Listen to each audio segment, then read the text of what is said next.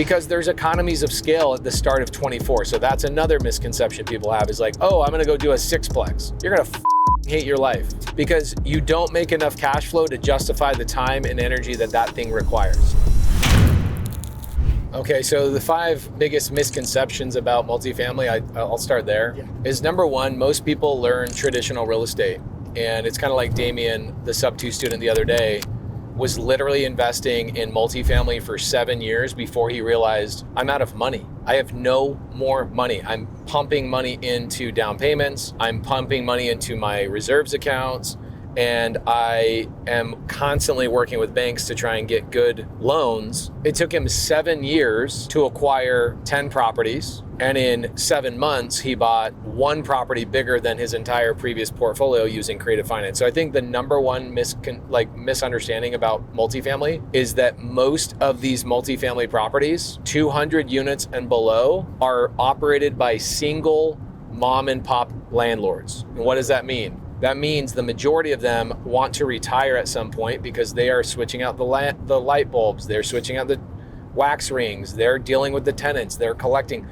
Even the 161 unit multifamily we own in Tucson, that landlord for 35 years was collecting manually 160 freaking checks every month. That is the number 1 misconception, because I think what happens is if you don't know who you're buying the property from, you don't know how to approach them. So people, when they think multifamily, they actually think your type of property. They think like beautiful high rises and beautiful multifamilies, when the reality is the best place to start is creative finance, single owner, mom and pop investors that have 24 to 150 units is the best place to start if you are brand new. Now, when you get larger, of course, you get capital, you get credentials, you can get banking relationships because you have those credentials. Then you can start jumping into the bigger stuff, but you need to start with B-class assets that are owned by one mom and pop investor that is tired of owning it for 20 years and get seller finance is by far the number 1 misunderstood thing, not even remotely close to anything else. Nothing's even remotely close, because most people are like, well, how do I start with multifamily? They're thinking, I got to go to a bank and then I got to get 30% down payment. And what are people learning in multifamily? They go join a multifamily education course for $100,000 or $200,000. Multifamily education courses, like the big ones, they're $200,000 a year. Why? Is because they're teaching you how to go raise money. That's the second misunderstanding, is you need to go put a fund or a syndication together to go buy those assets. If I'm brand new, I want to start in real estate, and now I know exactly what the misunderstanding is, I now go, okay, well, where do I find those single owner multifamily properties where somebody's owned it for 20 years? Very simple. I go and look for off-market opportunities, people that are not actively trying to sell the property. I go to DealSauce or PropStream, whatever. I use DealSauce. So I go on DealSauce and there's a filter. And the filter is, I want anything between 24 units and 150 units nationwide. There's a filter for this. So filter number 1, nationwide. Filter number 2, 24 to 150 units. Why 24, not 12? Why not 8? Why not 16? Because there's economies of scale at the start of 24. So that's another misconception people have is like, oh, I'm gonna go do a sixplex. You're gonna hate your life because you don't make enough cash flow to justify the time and energy that that thing requires, right? So you wanna be at a 24 unit minimum if you're jumping into multifamily, because then there's more than enough cash flow to justify your time. It's interesting you say that, because in the interview I did with Damian, he started with fourplexes and he loves fourplexes, and me and him got to talking really a lot about But that's not multifamily. Fourplexes are not multifamily. The reason why he likes fourplexes is because it specifically is not multifamily. Oh, okay. And why is that? Yeah. It's because when you hit five units or more, the banking regulations change night and day. It's now commercial, so you can't go get a residential loan, okay? So another thing to consider when you jump into multifamily is if I go buy a single family house right now, I can get a 30-year fixed rate loan. That does not exist in 5 or larger units. So when you and Damian were talking about whether or not he packages it up, the 5 units, packages it up into one, Yep. or if he keeps it separate, he has 8 years to actually either sell them or convert them. We talked a lot about like what's your plan. He's like, I'm going to keep it separated for now unless there's a reason to make it. The only reason you would want to combine his 5 unit or his 6 units into 1 unit is because in single family, which is what he's actually doing, he's in single family. Yeah. In single family, you are based on local comps. Your property value is based on local comps. That person sold for 300. That means my property will probably sell for 300. In multifamily, when you go 5 units or more, it's now valued based on its income. Okay, so if he raises the rents multiple times, that's where his value comes from. Got it. Okay, so for example, check this out. We buy a $20 million deal in Tucson, right? $19.5 million. The average rent when we took it over was about $800. We have now taken the average rent from $800 to $1,200 a month in the last 2 years. That has added 50% more value to the property because of the income. It doesn't matter what the other properties in the area are doing. It matters what our property is producing because our property is its own business. So we added $10 million in value to that property because of what our property does itself.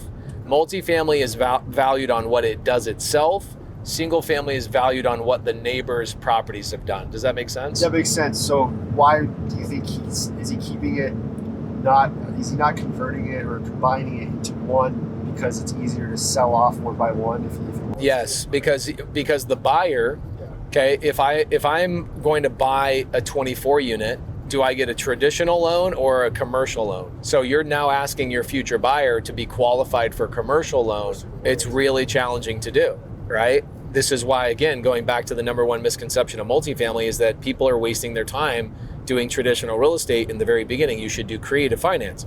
The reason why Damian did not go from 4plexes into 24plexes is because he did not know creative finance at the time. His only barrier was the financing element between multifamily and single family. When creative finance comes in, that eliminates that barrier, and now you can acquire anything with creative finance. And what's great about creative finance is he gets fixed rates.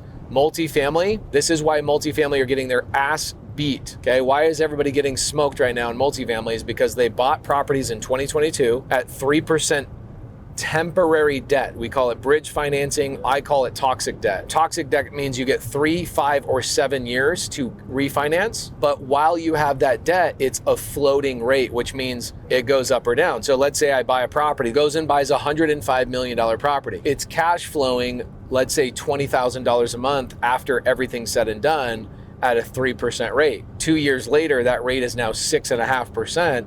She's losing $30,000 a month. Can she keep that property? No. So she can't pay her investors. So the first thing they do is they go to their investors and go, we can't pay you. We need to wait until rates come down. And so the biggest problem with multifamily is the debt structure. You don't deal with this in single family. Nobody's doing adjustable rate mortgages in single family. You're doing fixed rate, everything's fixed rate. So Damian is smart because he's like, if I need to refinance in 8 years, I can do it way faster with a single family loan on each individual property. The other thing I like about it with Damian is that let's say he wants to get access to some cash without touching all of the seller finance notes. He can just go refinance one property, pull 200 grand out rather than all the properties and pull $1 million out. You have choices, right? So you can go, well, I want to take that one on a date. I want to take that one on a date. I want to take that one on a date. You got choices. If you guys want to watch the video walkthrough on Damian's property, this man from Argentina, English was not his first language, moved to America. You guys want to watch him acquire a 24 unit multifamily property and get paid $72,000 the day he bought it and see the whole deal structure? We'll put a link down below or somewhere on the screen. So again, the number one misconception people have about if I was in Reddit and I actually had time to be in Reddit, I'd be sitting there blowing everybody up going, everybody in here is stupid because you guys are all going, like, why would I go, think about this. I've got an uphill battle if I go to Crexy or loopnet.com. That's where most like commercial properties you're gonna go to, right? And then you're gonna go to a broker. Okay, but do brokers, remember, brokers and real estate agents are the employees of real estate. Simple description, employees of real estate. They are the 9 to 5 workers. They are the factory workers of real estate. They don't own anything. Very rarely does a broker or an agent actually own anything. So when I go to Crexy or I go to LoopNet and I find a property and I go, hey, I'd like to see if your seller would be open to seller finance, they were never educated on seller finance. They've never bought anything. And so they are actually your biggest problem, because they're going to say, no, my seller wants all their money right now, because they're afraid to just say, I'm licensed and it's obvious you're not, Mr. Investor, and you're calling me and you're saying words I've never had to use in my life. And so they say no. So for me, the easiest way to go get a deal is to avoid going through brokers and seller or agents and go directly to the source. CreativeListing.com, 24 to 150 units, ownership of over 15 years. Why? Because if they bought it 2 years ago, chances are they are just getting into the swing of things. If they've owned it for 15 years, they're probably getting to the point where they're now a tired landlord. I wouldn't say all, but 80% of the properties and the deals I own are because tired landlords never learned how to scale and build teams. So think about this. Think about every business we pass in the whole world. What an interesting statistic. 91% of businesses in the world will never hit what revenue number, Adler? 91% of businesses in the world will never hit what dollar amount? $1 million.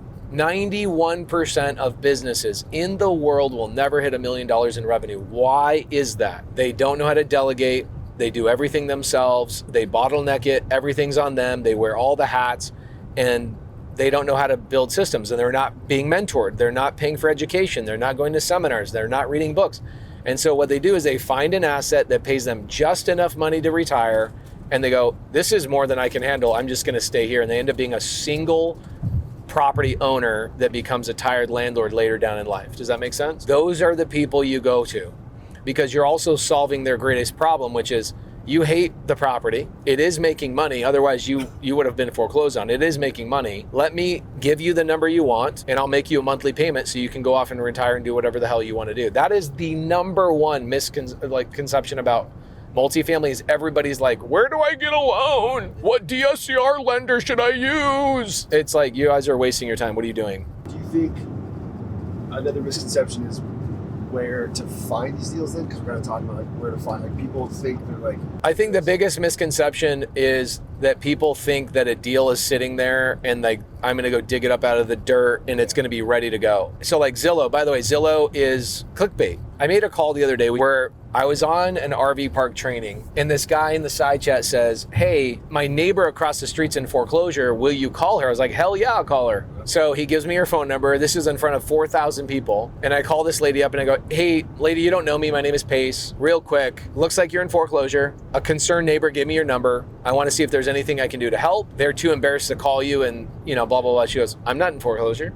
And I'm like, are you sure? She's like, yeah, I'm very sure I'm not in foreclosure. Thank you so much. And you could tell she's like not lying. So I go back to the guy and the phone call, go back to him and I go, dude, where the did you get this information? He goes, Zillow. Dude, Zillow is clickbait. It's house porn for consumers. Where does Zillow make their money? They make their money by selling advertisements to agents. And so it incentivizes Zillow to keep old houses or bad data on their website to keep, it's like dating sites.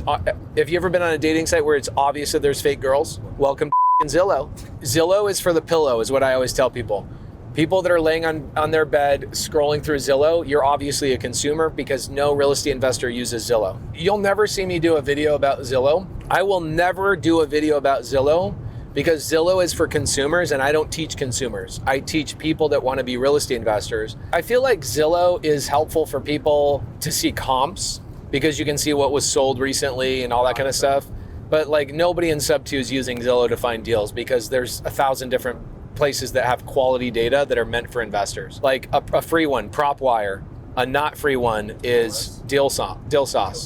MLS you have to spend $3,000 a year for, and you have to be a licensed agent. You can't have MLS without.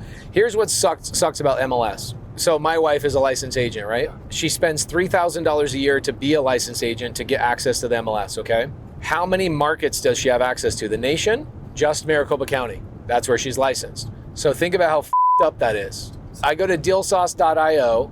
I pay $1,000 a year. I have MLS quality data, the whole entire country, unlimited, but my wife, who is the licensed agent, spends 3 times as much for one county. So biggest misconception is like, where do I find a deal?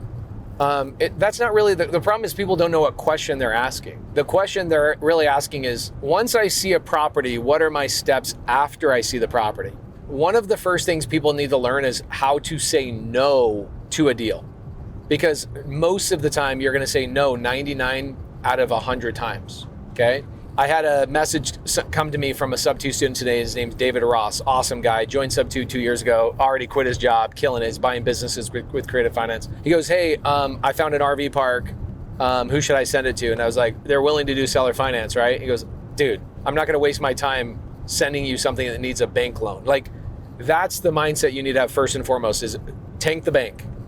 Tank the bank. Stop asking, how do I buy stuff with banks? You don't need a bank. Stop that bullshit. And if you are looking at stuff that needs a bank, you're an idiot. Or you're already scaled and you are already have credentials, okay? So he says, of course, dude, I'm not gonna sending you something that, needs traditional financing. Then he said, I go, is it making $15,000 a month or more net? So the misconception a lot of people have is, they just think a deal is a deal is a deal. No, if I don't put 15 grand a month in my pocket on every property I buy, I immediately will not even look at it. So let's do a test for the audience and Adler here. If my minimum in my pocket every month is 15 grand, that's $180,000 a year, right? So let's say I find a property, a multifamily property, and I say, how much does it generate in revenue, right? Revenue is the money that comes in before expenses. So I go, how much does it bring in revenue? And they go, oh, it brings in $180,000 in revenue. Is that a deal for me or not a deal for me? Why is it not a deal for me?